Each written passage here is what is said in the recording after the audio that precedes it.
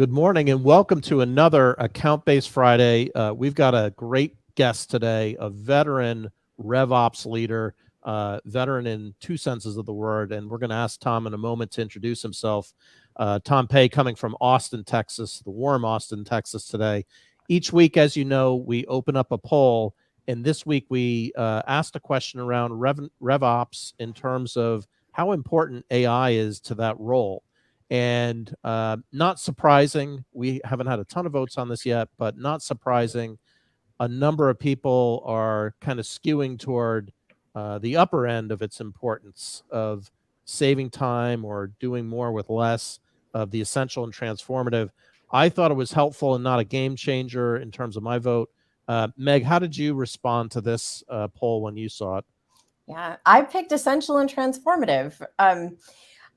I think the interesting thing, though, is I can see why helpful, not a game changer, would be popular too, because I feel like one of the challenges for AI right now is articulating all of the use cases and people kind of fully embracing what it can do and how it can really help your team be more productive.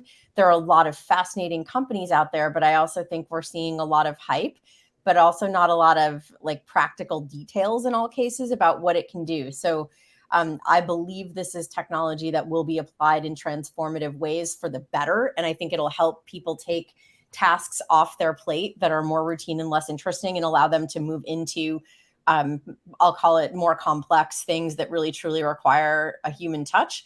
But I couldn't even tell you what all those are right now. I'm bullish, but for like no good reason. so I'm hoping, Tom, that you can enlighten us on some of the things that you've seen. You've got an amazing background, and we're just delighted to have you with us today. Welcome. Thanks for having me. Thank you. It's good to be on today with you all, and yeah, happy to give you some insights, practical real-world experience, and anything else that we could talk about, whether it's AI, RevOps in general, and just impart some, hopefully, a little bit of knowledge here and there. By the way, I would have voted for personally helpful, but not a game changer. But I will say that ask me again in a month or two, and you see the fast pace of this technology evolving, that it likely will get to the point where it might be essential, or there might be tools that uses it that will become essential into your arsenal as a RevOps professional or as a go-to-market professional. All right. Well, that would move the vote up, I think, to a little more balance between helpful. And I'm not usually this like hype. I've bought the hype, but I'm not sure why. So I'm maybe I'll be proven wrong. Anyhow, Tom, tell us about what you're doing now and your background. It's really been your career arc has been fascinating. Yeah. So maybe I'll kind of start what I'm doing now. Right now, I'm the founder of Charlie Mike Capital. We are a consulting firm that will help a lot of go-to-market organizations with some of the core RevOps, sales ops related items that bog a lot of organizations down when they don't have a good sense of what they should be doing or how they should look at some of their programs or their data or their processes.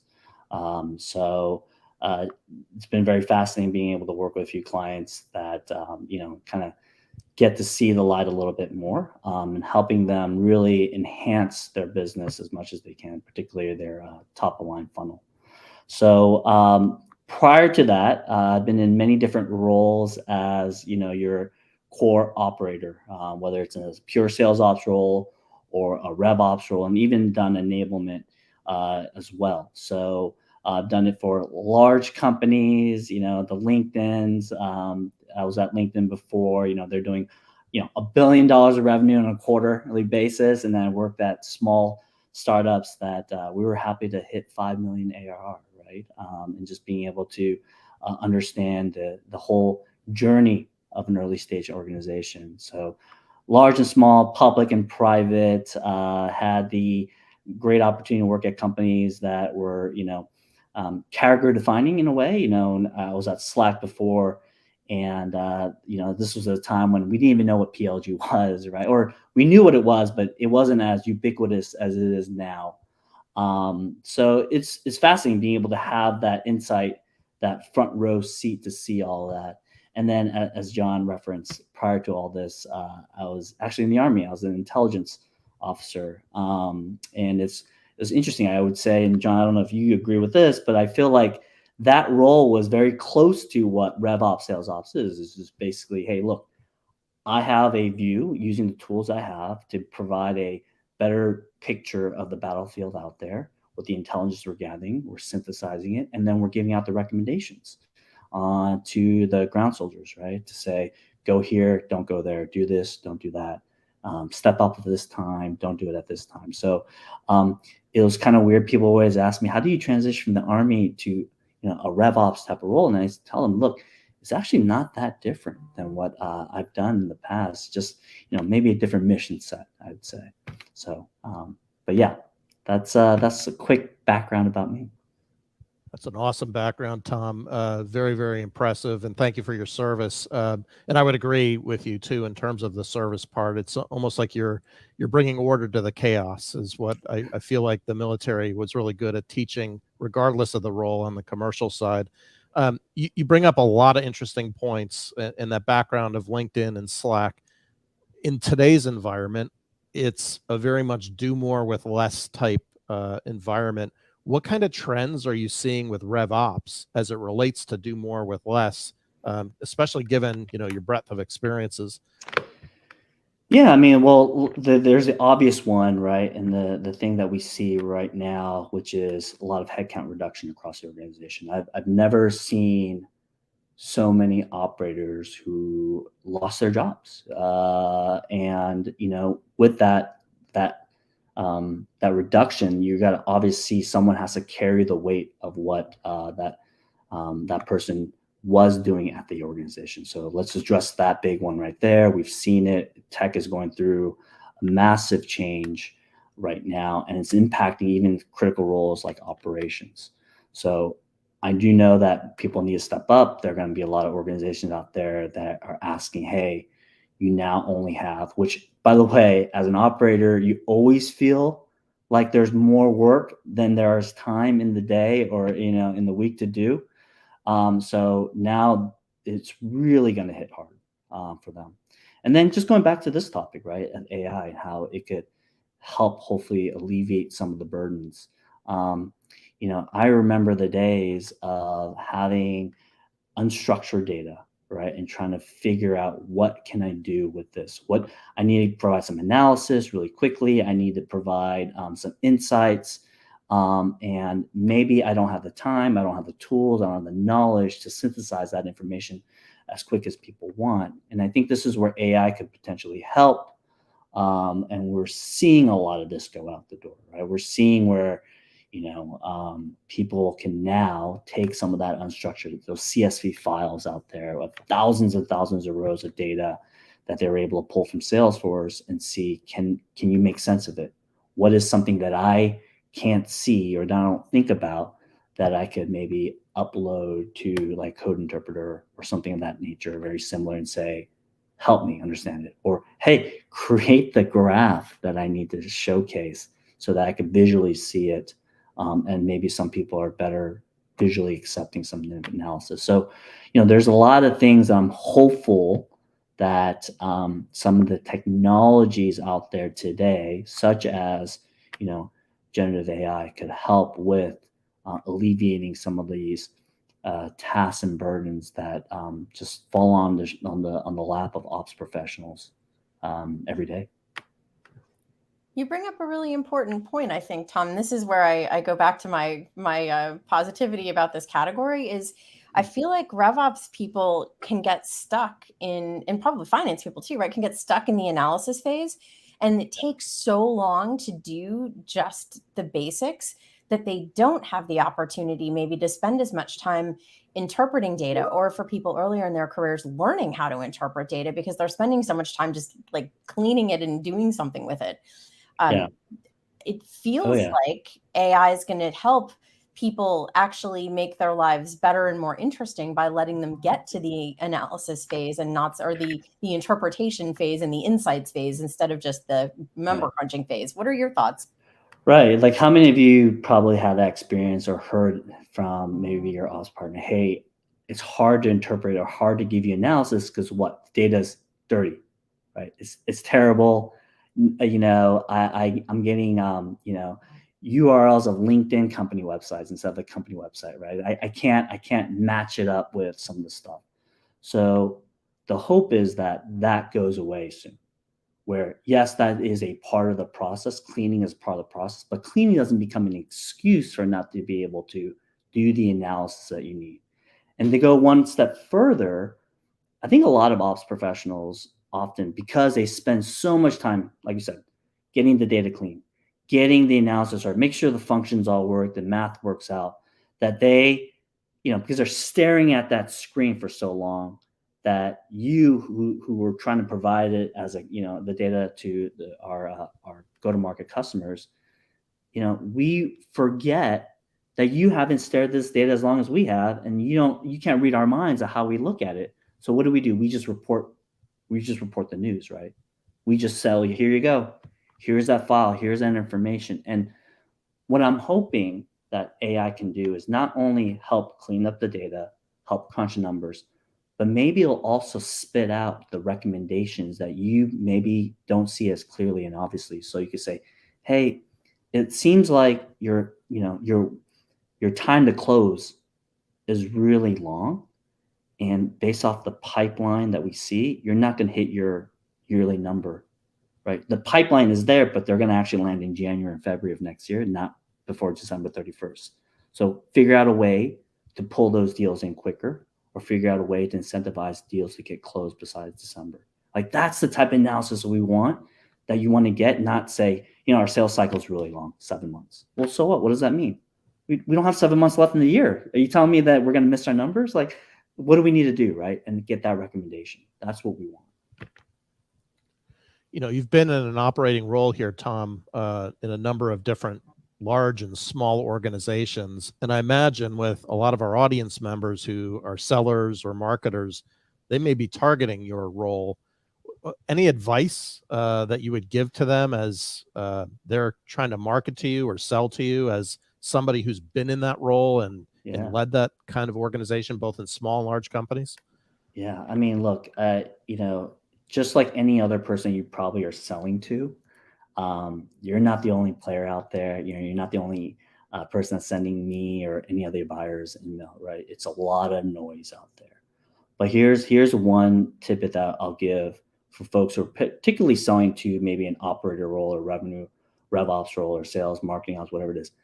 Like, now, or it was like July, summer, now is the time to get these deals done, or really getting into it. Because I think what a lot of times, let's look at an operator. What do they do? All right, assuming that your fiscal year and calendar year are relatively the same, all right?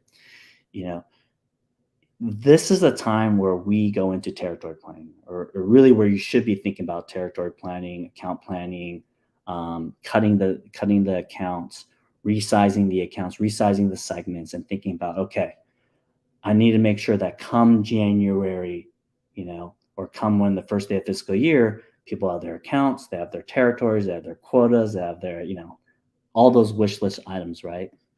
So in order for that to all happen, now is the time to plan. Meaning, we use the tools for that planning process like in the next couple of months.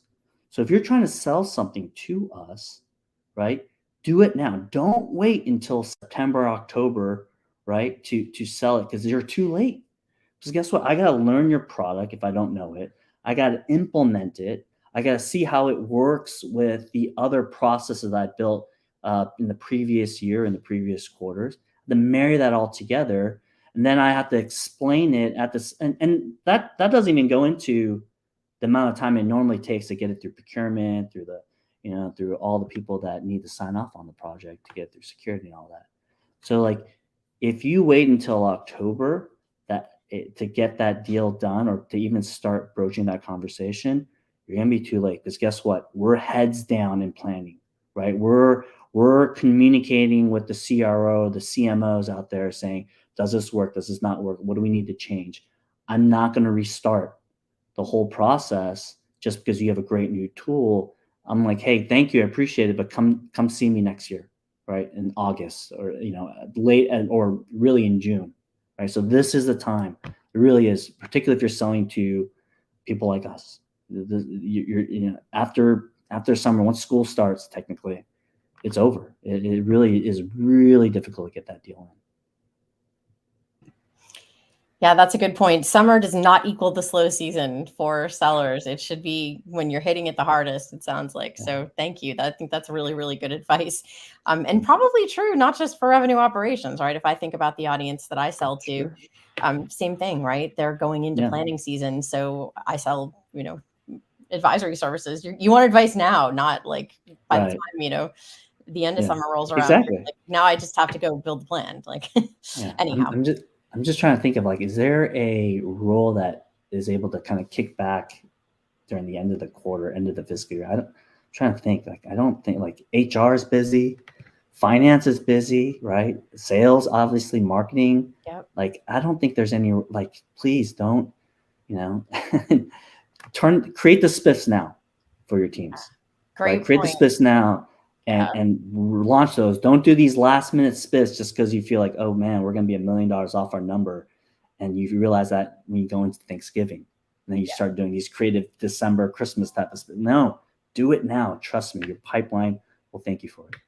Yeah, I think if people take nothing else away from this conversation, I think that's a really, really valuable insight. Thank you for that.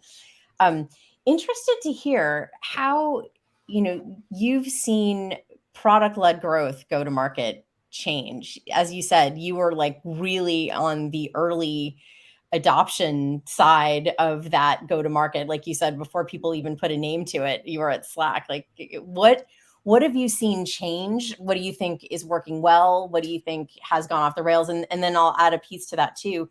We talked in preparation for this call a little bit about, sort of the misconception that in PLG, you don't need sales. You don't need sales operations. Like, what's your take on how people's minds have adjusted on that?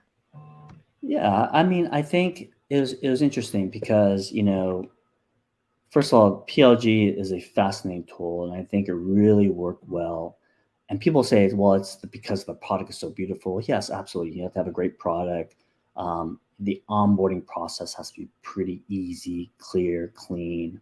And there has to be a reason why you want to go and maybe talk to a sales representative, right? Maybe there's some limitations, or you could only get this particular product you're selling up to a certain point, and now you need enterprise grade tools or integrations, right? So it has to be very clear as to why, not just like, hey, I think you should spend more, therefore I'm going to jump in and into the process, into your thing. I think one of the key things too, though, that I noticed, during my time at Slack is the strong integration that between sales and product. Right? It was great. I mean, we had lunch and learns. We had, anytime a product got launched or a new feature got launched, it wasn't just a product marketing team that, hey, explain it to the sales teams. Product came in. They said, hey, based on what we're seeing in the usage of the product, we notice that this particular thing had the most requests, or this particular thing was utilized more than what we had. And then really explaining that to the sales team so that they could be like, interesting. I get it now. I see why we're releasing that, or I see why, because we use it completely differently than, your run-of-the-mill organization that decided to buy it on credit card.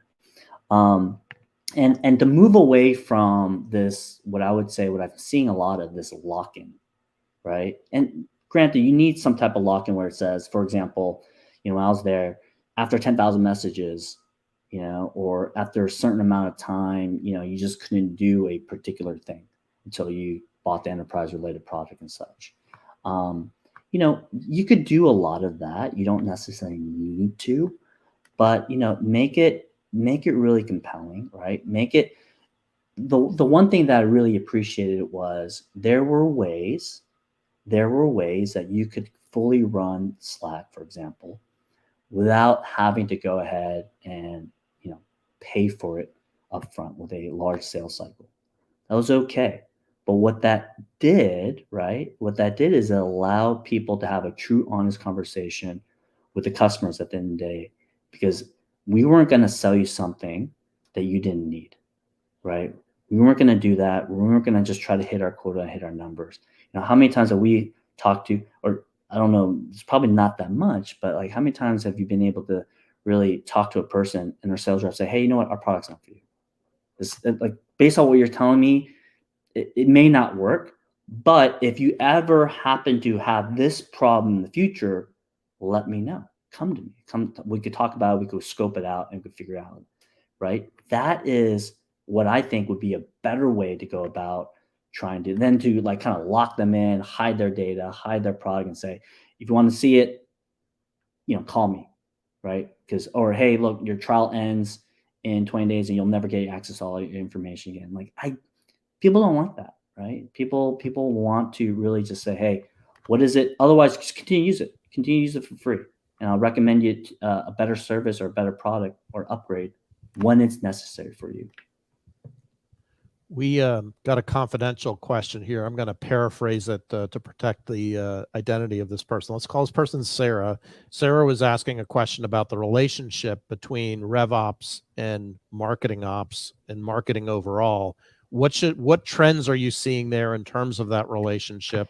Is it evolving? Is it static? Is it, like how do you see those two coming together? Like what's your view of the world on that? Yeah, I've always had a very cynical view of the whole, the RevOps combination, and warranted, I have no data to back this up, but I always thought, hey, look, sales and marketing, right? It's like oil and vinegar, right? They just don't, mix that well. And, because of that, we needed to have an adult that just kind of runs the overall, go-to-market team. So let's hire a CRO, right? Let's just do that. And then because of that, right, they also need, some type of ops person to kind of be their chief of staff or the person that helps run the operations team.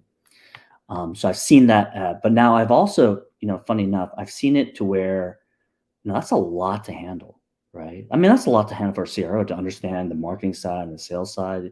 There are a lot of great CROs out there that have done true marketing, run marketing organization, and then also sold or vice versa. So they really understand the problems and challenges that both organizations have.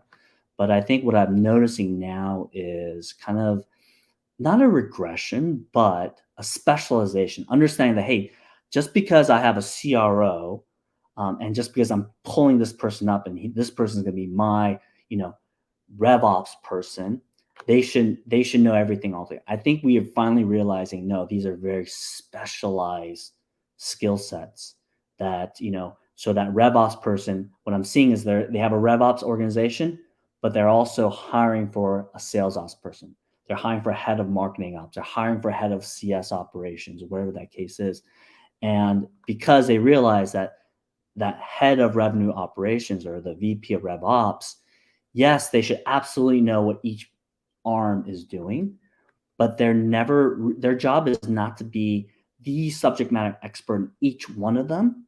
Their job is to ensure that they're cohesive, that they're working together, that they are communicating the plan, that they're managing and really kind of helping deconflict priorities. But you still need that specialized person. So I see startups hiring RevOps people and thinking that they're going to run the Pardot, the Marketo, they're going to do Salesforce administration, they're going to do territory planning, they're going to implement Gainsight later. And that is a huge burden. Like, even though you're a small company, you still need specialized roles in that. You're not going to just hire full stack engineers everywhere. You're going to hire a back end, you're going to hire a front end, right? You still need those special categories. So I see somewhat of a balance to kind of going back to a little bit of where we were, and the pendulum going back into a little bit more of an equilibrium on that. Well, I suspect there are people applauding in the background about that, because I think I love the concept of revenue operations, especially when you really realize it as sales, marketing, and customer operations. I think Right. it's a great vision, and it's the right vision, especially when it comes to data management. But to your point, there's still a need for that specific functional knowledge to be, successful in delivering on the promise of RevOps. So I think that's great. Kind of on that note, for people who are hiring for RevOps or are in RevOps themselves or looking to get into it, what are some of, what would you say are like the top 3 skills or capabilities that people need to have to be successful in those roles? Sure. I think at the end, let's go kind of like the basics. One is just being very analytically driven, right? You are there to make sense of the data, whether it's structured, unstructured, to give your partners, your field folks, your executives a better understanding of the information based on what you see. So I think that's one big, you know, core category that you just can't ignore, right? If you're not comfortable with numbers and being able to analyze a lot of data, this may not necessarily be a great role, or you're going to take a lot of time to have to train yourself to be able to look at things that way. Um, the other thing, and this isn't just really for RevOps or anything like that, but I think just being able to be a good a good client to your customer. What do I mean by that? A lot of people say it's communication. A lot of people say it's knowing how to manage up. A lot of, I think at the end of the day, a good ops person has to be able to manage that client relation. That client happens to be someone internal at your company, right? You're not outward facing and talking to, customers, but guess what? Your clients are the executives. Your clients are the field reps, the marketing teams, the CS folks, right? Those are your clients. And I think oftentimes, and I'm guilty of this too, I've done this many times where it's like, oh, they don't really need that information now, or it's need to know basis, right? No one feels great about that, right? No one does. You got to be able to understand, hey, look, they're a client of yours. So, you know, don't use jargon, right? Don't explain things in a manner in which they're gonna like to listen to it, right? Explain why that decision has been made. Give them a reason to listen, right? Provide them assistance in a timely manner, right? These are all things that any client, relationship needs to have, right? So just being really customer focused in what you do is going to be a key asset. If you don't like answering phone calls or answering texts or sending out emails, once again, this is not, and you want to like hide in the model. No, that is not good. I mean, you'll do well in the analysis portion of it, but no one's going to want to ask you questions or ask for your advice. I think really those are probably the 2 biggest areas. Obviously, there's a lot of other things too, like be nimble, understand that at the end of the day, I see a lot of, for example, I know a lot of people who are in the sales role and they want to make that jump into an operator role, right? Like, I don't want that quota over my head, like every single day, or clients breathing down my neck on stuff. This is not a role in which you run to, right? This is, or run away from. I'm sorry. This is not a role you run away from, right? You run to it because you really, truly are very fascinated, curious. You like to tinker with things. You like to optimize stuff. You're the type of person that took that, that toy and you said, you know what, I think I can make it go faster. I can make it, do something else different, right? That's the mindset that you want to have. Those are the people I think are going to be really good at what they do in the operator role. Those 3 bullets are a fantastic summary of, like you said, any role, but really appropriate for an operational role because of what you said there. The temptation to get sucked into the model, to the technology, there's so many distractions, and elevating that up and bubbling that up. You make such a great point there about being able to have that conversation. If you can, you're going to advance in your career, in my opinion. If you can't, you're going to be, stuck in the weeds forever. Yeah. And it really depends on what your motivation is. So I think you bring up some great points there. I just noticed time. We filled up this time far quicker than I expected. But any closing thoughts as it relates to RevOps trends before we wrap things up here?